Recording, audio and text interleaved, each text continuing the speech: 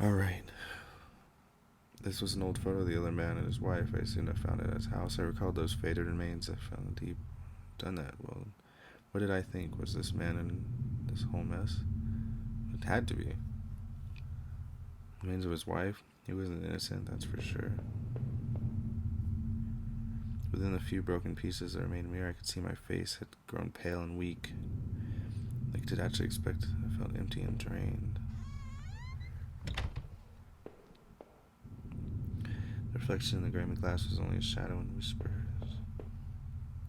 I still loved the old-timey charm of that bathtub.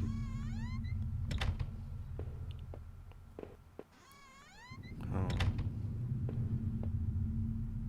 It was the key card I found in the factory, the only that allowed through this door.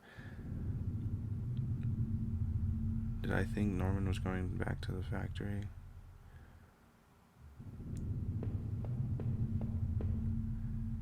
The laptop had finally run out of power.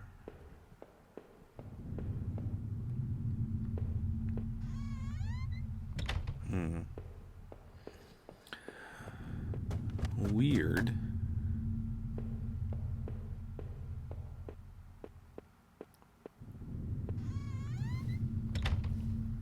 Weird indeed. A safe. My old office safe sat on the floor.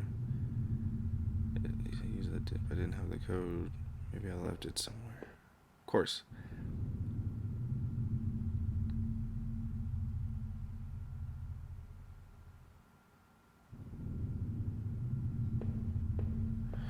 Huh.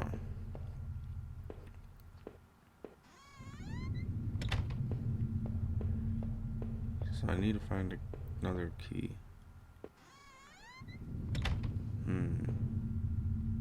It was the letter I had taken from the post box.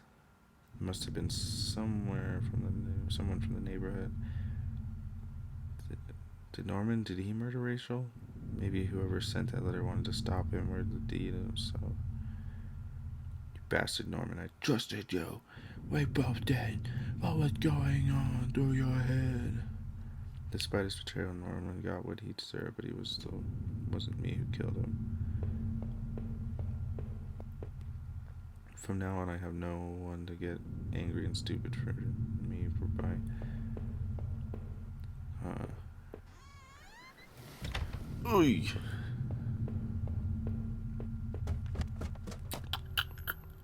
It seemed like I had seen all there was. Maybe I thought I was ready to go back into the basement. Sat there, I guess. Let me take one last look.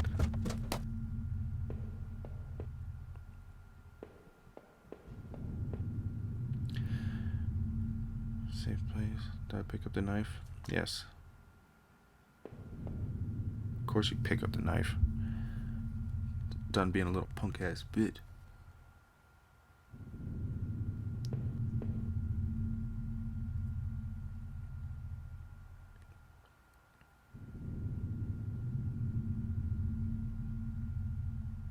So I'm not going back in that room. Where do I go? Kitchen? Make a sandwich? No more dinners here. No more chit chat. Maybe the front door.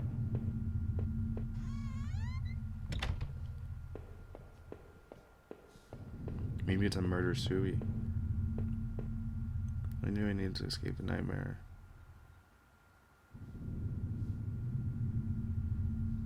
Leave this house. This death house.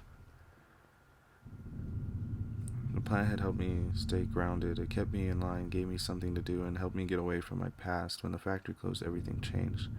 I guess that was when I had started sleepwalking, disappearing for hours at a time. I had MRIs and piles of doctor's reports, but nothing seemed to help, not even drinking. But I swear I had tried to give it up. I know it. The sleepwalking never really went away, though. But I know Rachel had tried. I know she had tried to be there for me, even when everything was falling apart.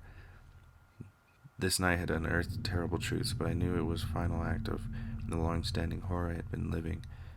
Waking up in that house tonight was the final cruelty. I wish I had remained unconscious in that room forever.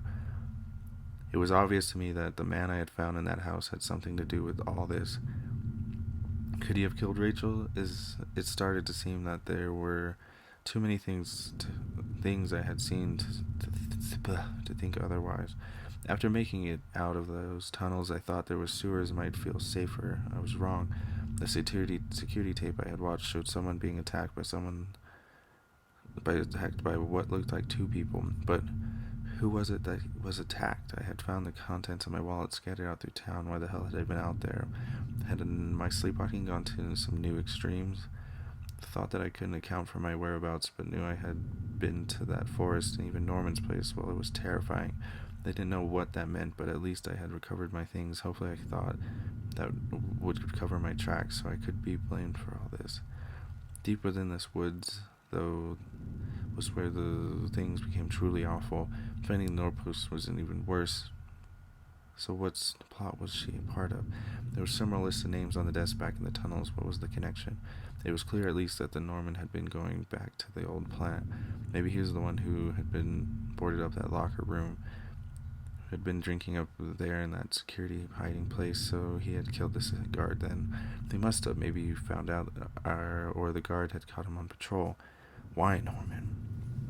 After the factory, I thought I might find solace if I could get to the Norman store, but all I had found were more horrors, more questions. Now that I really considered it, that's when I should have seen it coming. Norman, you rotten son of a bitch. You got what you deserved in the end. I realize that now. I thought we were all friends, but what happened? What did she do to you? Or was it what she didn't do?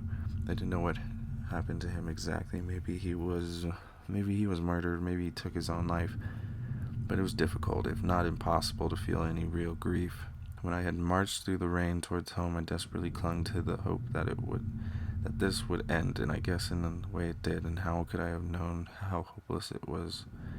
I'd started to feel as disoriented as when I sleepwalked. To think of it now, coming through the back door of the kitchen should have tipped me off that something was horribly wrong. There was no sound of television, radio, even the air was still, but seeing Rachel there, lying ruined and discarded in the basement, that was a horror I could never have imagined. That other man I had found was involved in all this somehow. I knew it. But it was Norman, that traitorous son of a bitch, who had done the deed. Whatever was going on, he was the one who took Rachel away from me. I hated him for it now, and I could possibly express.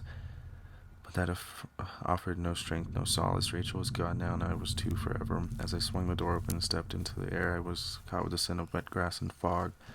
My beautiful wife, just thought of Rachel, my beautiful wife, just the thought of her again could inert, shook me from her head to toes. What would I do now?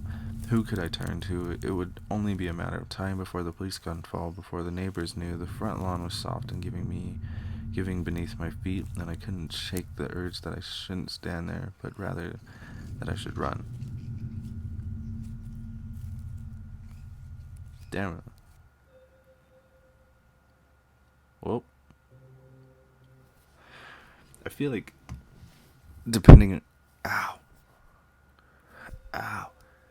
I think depending on the questions you answer at the end is, hey, the special thanks to Zoom H4.